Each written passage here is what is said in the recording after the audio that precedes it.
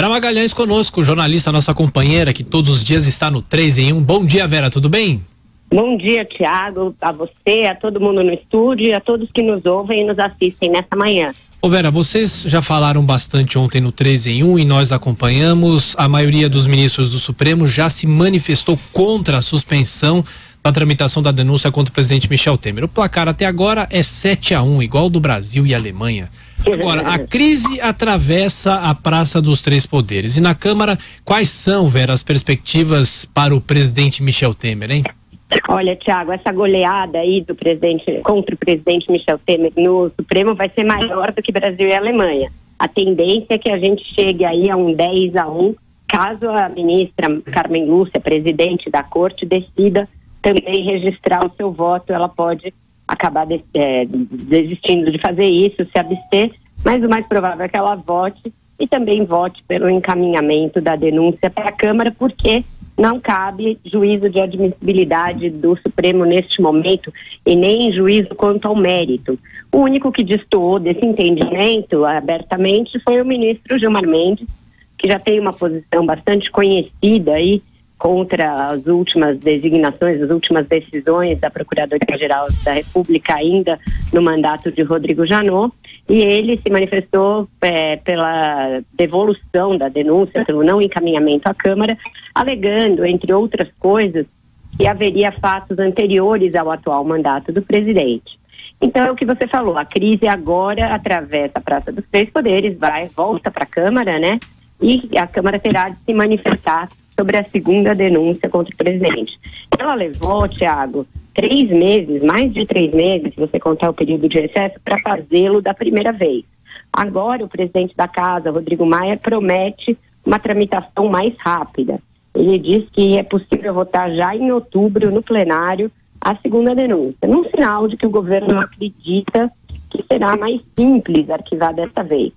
Seja porque Rodrigo Janot saiu realmente bastante desgastado do cargo e tem toda a revisão do acordo de delação da JF em andamento, inclusive com uma CPI no próprio Congresso, seja porque a economia começa a dar sinais de melhora, os deputados entram no período do cronograma eleitoral, estão mais preocupados em definir as regras das eleições, em votar o orçamento, em voltar às suas bases e começar a campanha.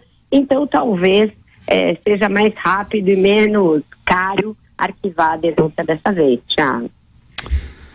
Muito bem, o Supremo ontem foi enxutinho, aplicou o artigo 51 da Constituição, que diz que compete privativamente à Câmara autorizar a instalação do processo, e acabou.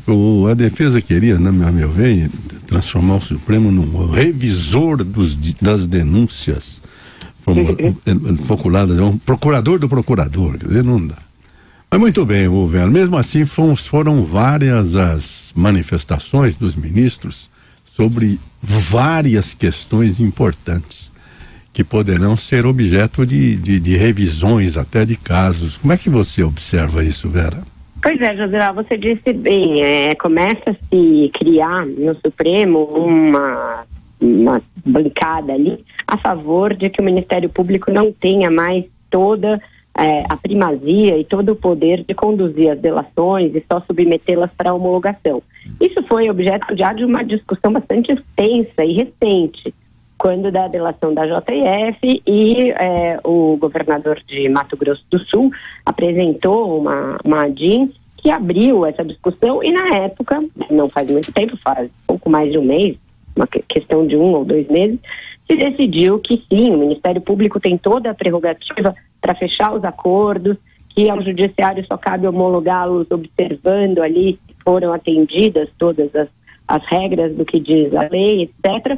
Mas essa irregularidade observada aí no acordo da JF reabriu a discussão e causou levou a um gancho ali para que se discuta isso. Se manifestou abertamente a esse favor o Gilmar Mendes, mas também nesse caso ele pode ter adesões, tanto do ministro Dias Toffoli e ministro Alexandre de Moraes, em maior ou menor grau, manifestaram ali nos seus votos algum desconforto com esses problemas observados nas delações. Além disso, o Supremo pode votar aí, pode discutir num futuro próximo, eu acredito, a questão do cumprimento da pena após a condenação em segunda instância, pena de prisão.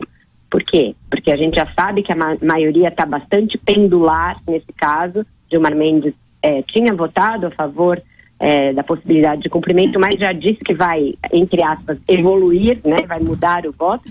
E ontem o próprio Alexandre de Moraes, o novato ali da corte, disse que caso isso venha a ser discutido, ele reconhece que pode ter mais gente que vai mudar. Num sinal, a meu ver, ele próprio pode rever a forma como ele tem aplicado a jurisprudência até agora, Joseval. Isso é muito importante para a Lava Jato, é uma das questões que mais preocupam os procuradores, o juiz Sérgio Moro, e pode ser revista, eu acho que ainda este ano, a ministra Carmen Lúcia pode ser instada a levar isso ao plenário.